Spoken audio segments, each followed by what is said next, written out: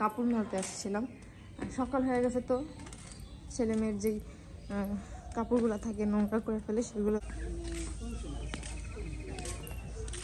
কি করে ও, করে কি? হ্যাঁ, আসসালামু আলাইকুম। আপনারা সবাই কেমন আছেন? আশা করি অনেক ভালো আছেন। যে যেখানে আছেন সুস্থ আছেন, আলহামদুলিল্লাহ। আপনাদের দোয়া ভালোবাসা আমরা অনেক ভালো আছি।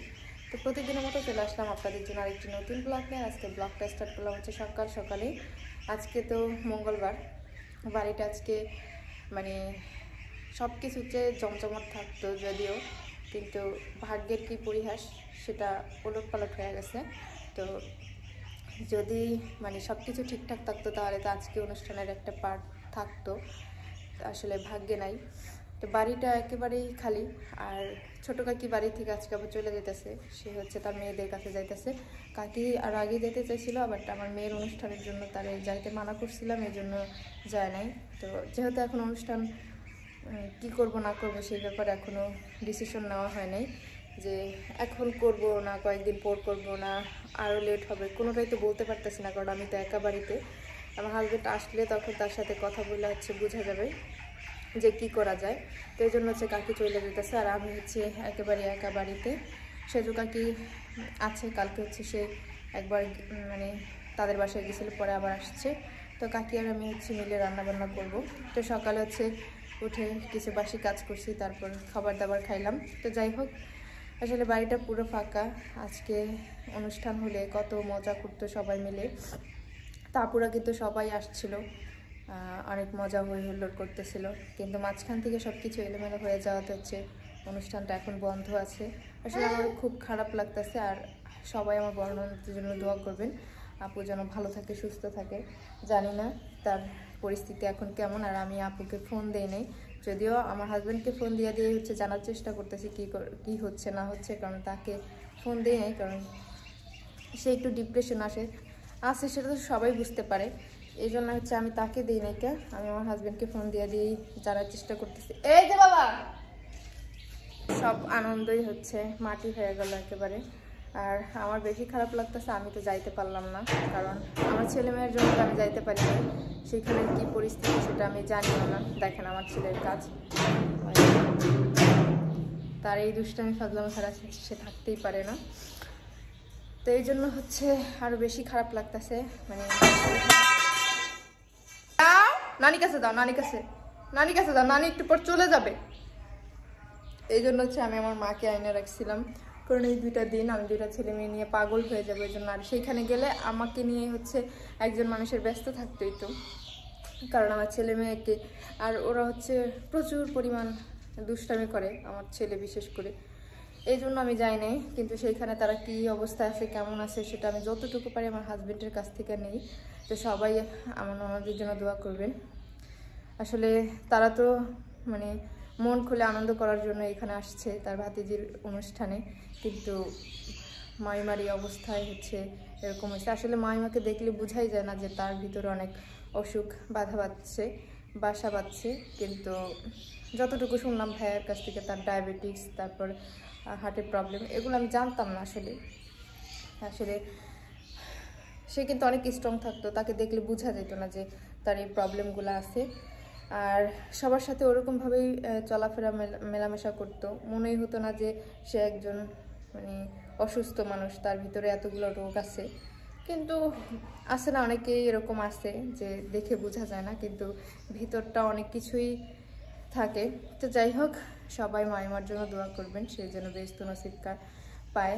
কারণ প্রত্যেকটা মানুষেরই অন্যরকম একটা থাকে, মাইমার ভিতর অন্যরকম একটা মানে বিষয় কাজ করতো।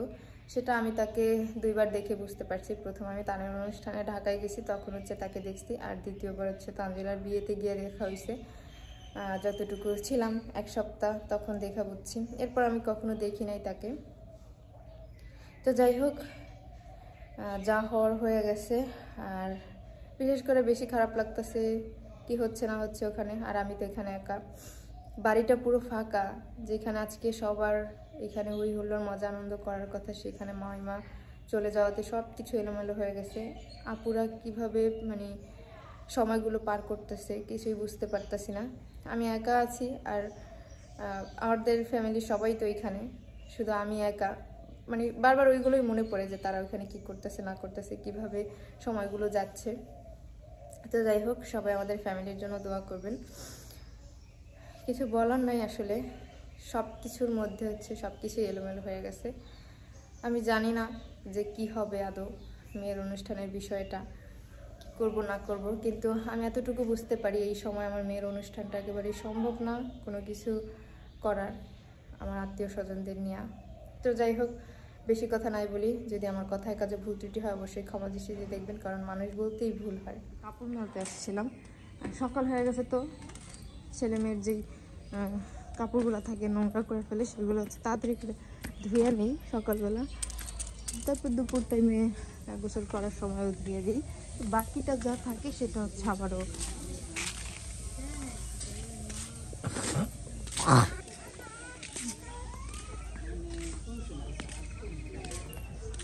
কি করে, ও করে কি?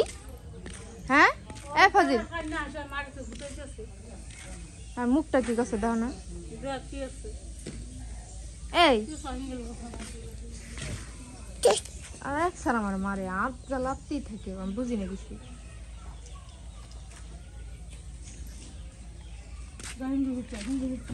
খাচ্চর খাচ্চর সবাই বাজারে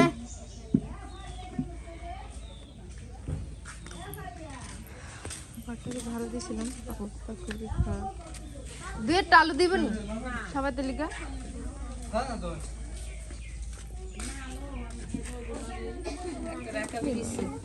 ওটা কি? এই দেখে দাও বইনে কি আনছে। এই দেখো বইনে কত সুন্দর গিফট নিয়ে আইছে। দাঁড়াও দাঁড়াও দাঁড়াও দাঁড়াও, আমার বাইঙ্গে দেবো গা, এখনই বাইঙ্গে দেবো গা। সার সার ইয়ে সার তবে সার তবে সার মশলা তো অনেক কিউট, সুন্দর করে সাজাই রাখবা। গিফটের জিনিস যেন মানুষ তুমি যতদিন আছো গিফটের জিনিস ততদিন স্মৃতি হয়ে থাকবে। সুন্দর করে রাখো, সুকেশের ভিতরে রাখো, কেউ রাখো দেওয়া লাগবো না। কি কি খাইবা পাইছে? ও তো আমার এই সময় ভাত খাওয়াই দিছি না, কিছু করে ওইটা খাবার। আচ্ছা দিতেছি, দাঁড়াও তোমার। দেখছো বোনের গিফট দেখছো? পড়ালেখা করলে কত গিফট পাওয়া যায়। একটা নয় একটা, এটা খেতে পারবো না, ওটা খাও, ওটা বড় দাও কাটটা দাও আচ্ছা এই গিফট দরকার নেই, এই গিফট লাগবে না। দোয়া দোয়া গেছে।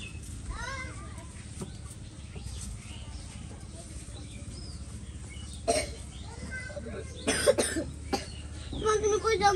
খেলাতে নিয়ে যাবা, খেলা দেখাইতে আমার গো বাইরে কাপড় নিয়ে বাইরে দিতে পারলাম না, খেলা দেখাইতে নিয়ে যাবো।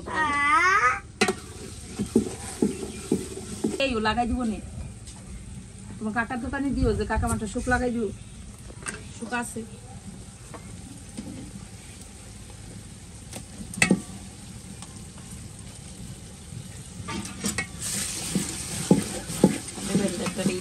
চলো না, যখন আদা ওটা ব্লেন্ডার করে লাগবে।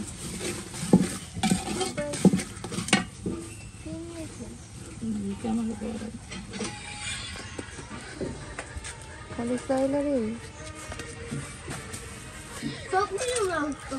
গরম মশলা আনছি না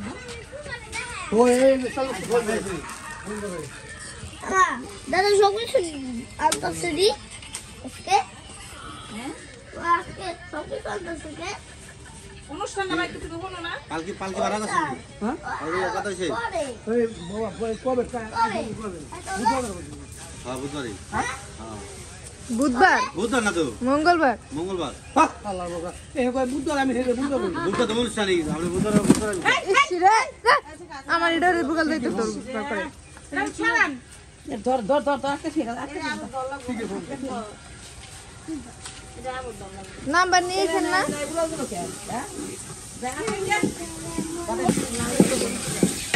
বড় গামলা করে পানি নেন, এই যে দোয়া দিতে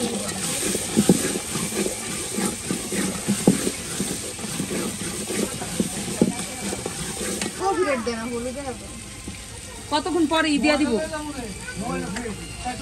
খোলা পানি বেশি দাম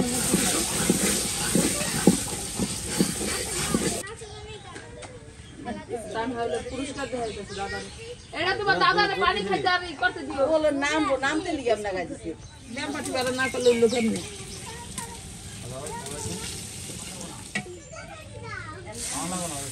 হেডা আপনি দিদি কি কইতাছে আগে মা তুমি অনুমতি নিয়ে আহেন আপনি